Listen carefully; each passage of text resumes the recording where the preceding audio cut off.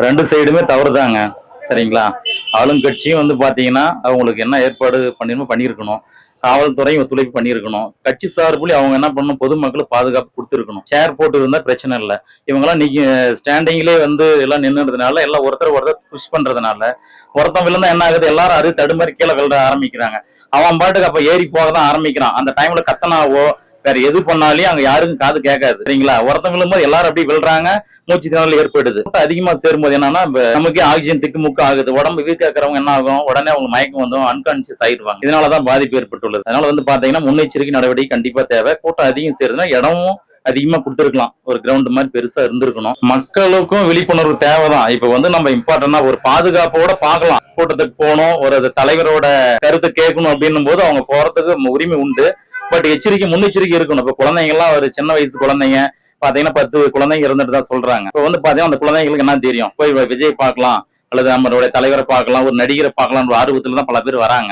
அப்படி வரும்பொழுது என்ன நடக்குது அப்படின்னா, அந்த டைம்ல கூட்டத்துல போய் மாட்டிக்கினாங்க அப்படின்னா வெளியே வரவும் முடியுமாட்டு, உள்ள போக முடியாது. இட சிக்கல் வந்து நெருக்கடி அதிகமாகுது. அப்படி அதிகமாகும் பொழுது என்ன ஆகுது, மூச்சு திணறல் ஏற்படும் கீழே விழுந்துட்டாங்கன்னா அவ்வளவுதான். இப்ப மெரிச்சிட்டு அப்ப வந்து எல்லாம் அவங்க தப்பிக்கிறது தான் பாக்குவாங்களே வெளியே, காப்பாத்தலாம் அப்படின்றதுக்கு யாரும் முன் வரதில்ல. அப்படி ஒரு சிலர் காப்பாத்தலாம்னு முடியாது, அவனையும் மெரிச்சிட்டு தான் போவாங்க. ஏன்னா அவ்வளவு நம்ம சிக்கல்ல பாக்கணும். ஒரு சின்ன கூட்டத்துக்கே நிறைய பேர் நெரிசல், ஒரு சினிமா தியேட்டருக்கு போகும்போது அடிச்சு முடிக்கல விழுந்துடுறாங்க, உயிரிழப்பு ஏற்படுது.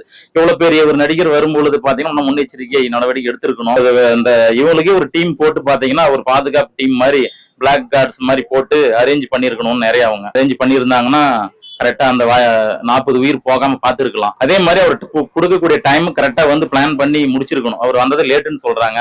பாதி பேர் பசி மயக்கத்துல இருந்திருப்பாங்க. தண்ணி இல்ல, எதுவுமே இல்ல, எவ்வளவு நேரம் வெயிட் பண்றது அப்படின்னு பாத்துருப்பாங்க. அதுலயே அவங்க கத்தி ஆரம்பம் கோஷம் போடுறாங்க, எனர்ஜி எல்லாம் இழந்துருது. அப்ப என்ன ஆகுது, மயக்கம் வர ஆரம்பிக்கும். பார்க்கும்போது 1 hour 2 hour கொஞ்சம் லேட் ஆகும். டோட்டலா 7 hour 10 hour வந்து மதியம் 12 மணிக்கு நைட் 7 மணிக்கு தான் வராரு அப்படின்னு சொல்றாங்க. இப்படி பார்க்கும்பொழுது வந்து பாத்தீங்கன்னா டைமிங் வந்து கரெக்டா அவங்க ஃபாலோ பண்ணணும்.